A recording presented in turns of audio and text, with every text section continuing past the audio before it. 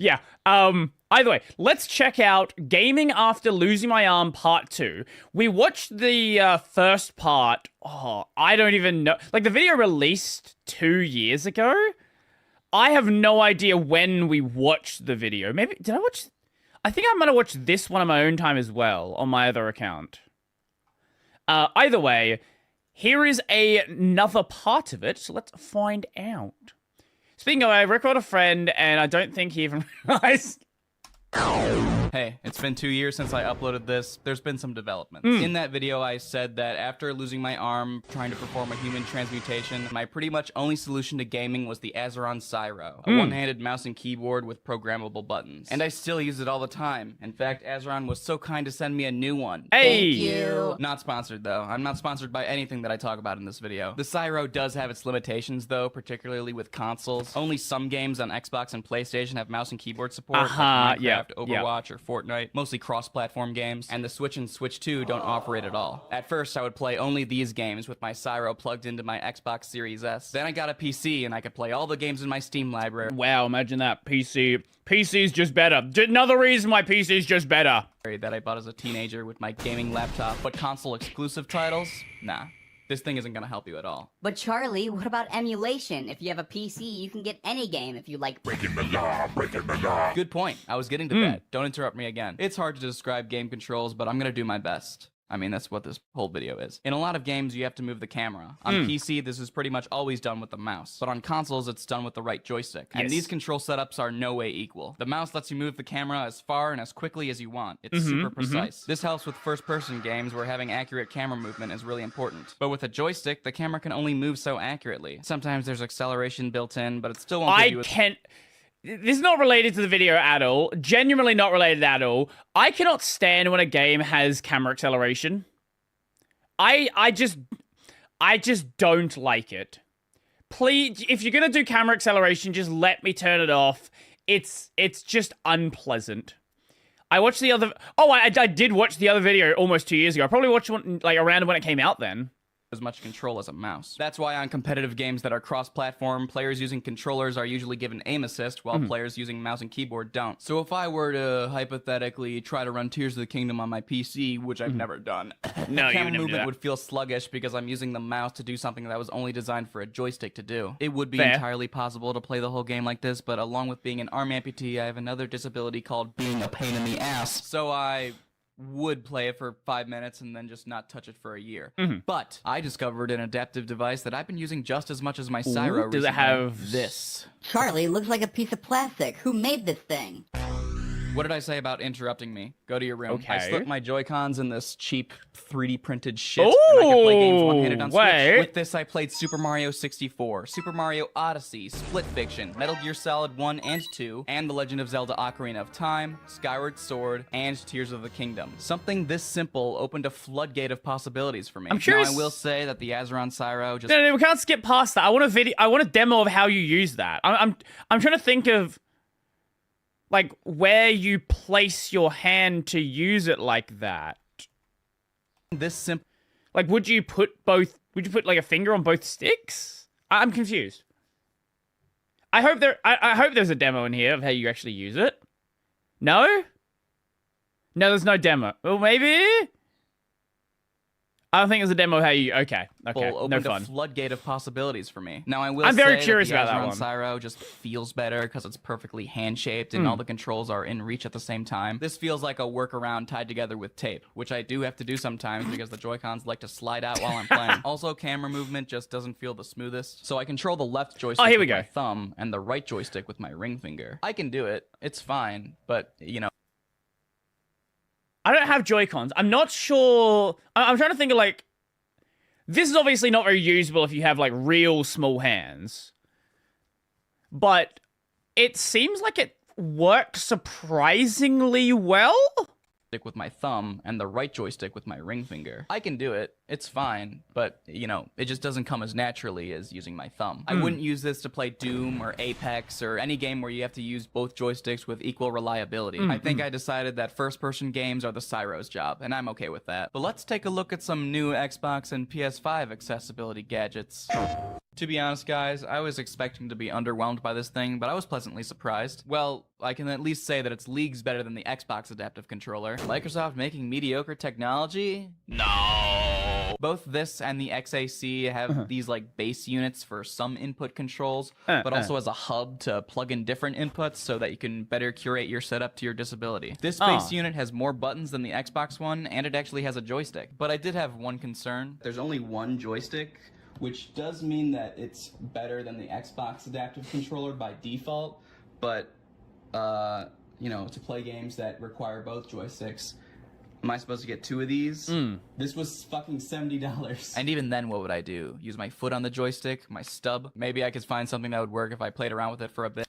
I feel like that's $70 for good PR. Because how much is a PS5 controller? USD PS5 controller price. PS5 controller price, America. It's like $5 more expensive than a PS5 controller. Wait. No, it's cheaper than a PS5 controller. This is 100% being, like, sold lower as good PR. Because obviously this is going to be, like, a lower unit device. And also it's, like, a more complicated device than, you know, once you have, like, a mass production of something, it's going to be cheaper to produce. Then, oh yeah, good that they are not like price gouging for it, but that is what they're doing. I do use my foot on the joystick, my stub. I guess so. Maybe I could find something that would work if I played around with it for a bit. I don't know. I might use this to play games that don't use the right stick. I mean, that's what I used my XAC for back in the day. Yo, I'm playing Hollow Knight.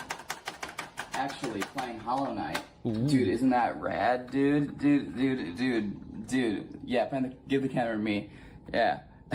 I'm not sure if I can really do more with this thing than this thing, but I do think that this thing does it way better. It has a super intuitive setup tutorial where you bind each button to whatever input you like. It also has profiles, which I love. You might not want to play every game with the same key bindings. With this, you can create a bunch of custom profiles and you can switch between 3 of them at the click of a button. Hardware and software are equally important for making games accessible, which is why this still feels a little limited to me. The hardware just doesn't really feel substantial enough to play all the games that I want to play on PS5. But I had fun playing Shovel Knight. This is my favorite 2D platformer, and playing it like this probably felt playing like better than I can. arcade. The arrangement of the buttons meant that I had to stretch my hand across them or awkwardly just switch between them. I could reach the controls and I beat the first level and everything, but I kind of had to stretch my hand out a bit. I imagine it could be uncomfortable for long play sessions. Better than the Xbox adaptive controller. I'm sure it could help out just many people. Just constantly talking shit about that one. I wouldn't personally use this.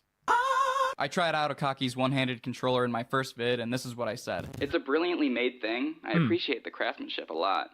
But it's not very easy to use, mostly because of the right stick. Feels very awkward to use, like you have a lack of control. It's hard to describe. You also can't assemble the thing with one hand, and it blocks the charging port. So every time that it's done charging, I need help from a two-handed fellow. Then Akaki actually reached out to me and sent me his new model for the PS5. Here it is. There's magnets, so it's way easier to assemble this time, and it doesn't block the charging port. He definitely made some improvements, and the design is still really smart, redirecting the controls to make them in reach of the left hand. But I'm sorry, in practice, it still feels very hard to use. You can't press the face buttons while controlling the left joystick, and this thing that controls the right joystick has a steep learning curve. I tried playing Spider-Man, and I could barely figure out how to swing from webs. Akaki asked me for my feedback, and we chatted back and forth. To be fair, Spider-Man's like, that is like a high-tier test of it, right? I would be impressed if you could like work out Spider-Man with that straight away. I'm assuming it's mapping the controller, the thumbstick input to the thing on the bottom, so like you can like move it along a desk or something, and then it would convert the thing over. So it's going to be real awkward to do, because you actually have to like physically move the control. Don't write off this guy. He's going to make some cool stuff in the future, trust. His website and YouTube channel are in the description. A company called BioWave recently partnered with Microsoft to release a really cool looking controller for people with disabilities. And I will be taking a look at it. Hey, remember when I said that?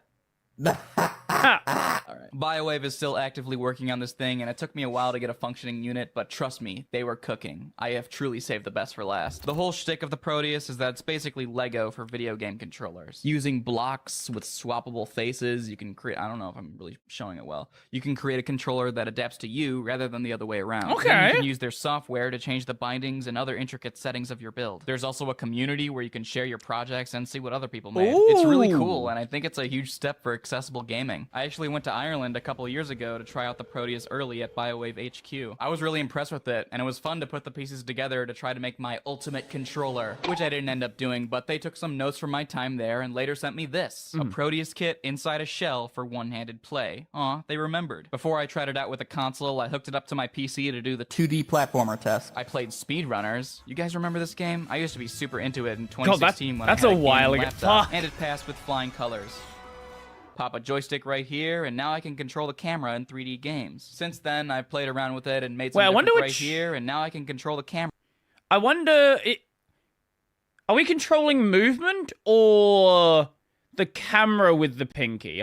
I would guess movement, but I'm not sure. I would assume you'd, like, maybe it would depend on the game, right? Because some games are obviously going to be a lot more movement heavy, where you probably want more control with your thumb, whereas another game, like a game like any sort of platform, you want more controlling your thumb.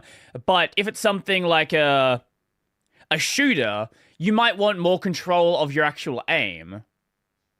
Either way, I think this is a really cool idea. I do wonder how much it costs, assuming they have them for sale at this point. BioWave Proteus controller kit. It is about as expensive as you might expect from something this custom. That is $500 US. 500 Australian dollars. In 3D games. Since then, I've played around with it and made some different designs. This one's basically a recreation of the control setup of my Joy-Con thingy. This one's a mess. There's also a gyro piece that I haven't tried out yet. I barely scratched the surface. Big shout out to BioWave. I really think that the Proteus is something special. So those are all my updates with gaming. Everything will be linked in the description. Now for some updates about me.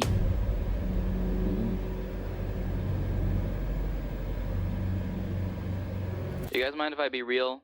I'm gonna be real for a second. Okay. It's now been 3 years since my amputation, and I feel like I've changed a lot as a person in this time. So I lost my arm at the beginning of 2023, and for the entirety of that year, I tried to figure out how to play video games, and I figured it out mostly. So with my experience in Final Cut, and just from watching so many YouTube videos, God, I fucking love YouTube, I made a video about my unique experience. Then another one, then one about prosthetic arms. Then one about that arcade one. games. Then one about arm amputee characters. At this point,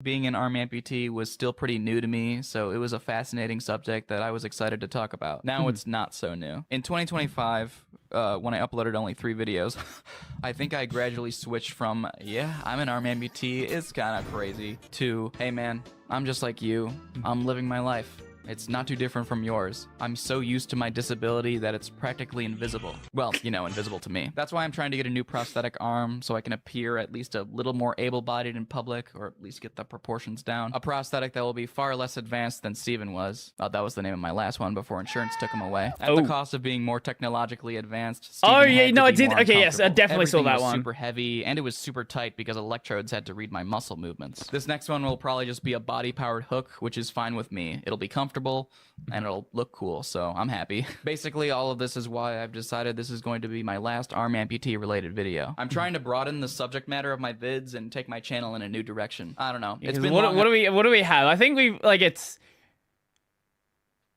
I can see why you'd want to like do other things. This is like one video here about like about Source Engine, but the rest of it is like how many videos can you make without being incredibly bored talking about your amputation, right? And I think it's valuable to talk about this for people who also have the same problem.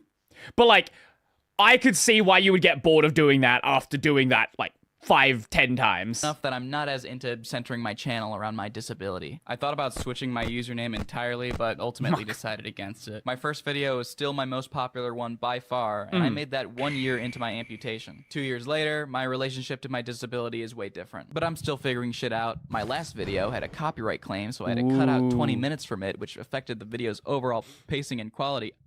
So I reposted the segment on my second channel. Subscribe to ChampUDs, by the way. I'm kind of in a new era in my personal life, so that might reflect on this channel. Thank you for the support. Bye.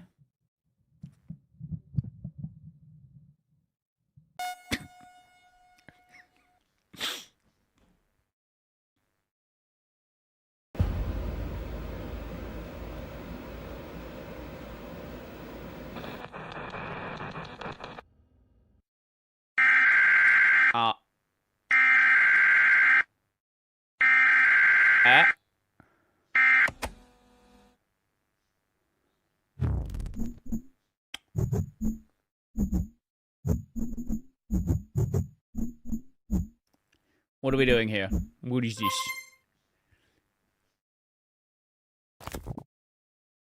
Okay, sure. I guess we were just like, this is the new channel direction. No, that was fun. That was fun. I always enjoy seeing like how people actually manage to play games, because you know people have done these like meme runs, like, oh, I'm gonna beat Elden Ring with a DDR pad. I'm gonna beat this game with that thing. I'm gonna do this and that. But like someone who's legitimately, this is the way they have to play games. I'm always curious to see, like, with all of this accessibility tech that comes out, what is actually useful, right? Because it's one thing for a company to go and release something, but if it doesn't actually align with what anyone actually needs, was there really a point, right? And that seems to be what it's like with the Xbox One. Constantly talking shit about that one. But no, I enjoyed that. And if you have any similar ones in the future, I would love to see those.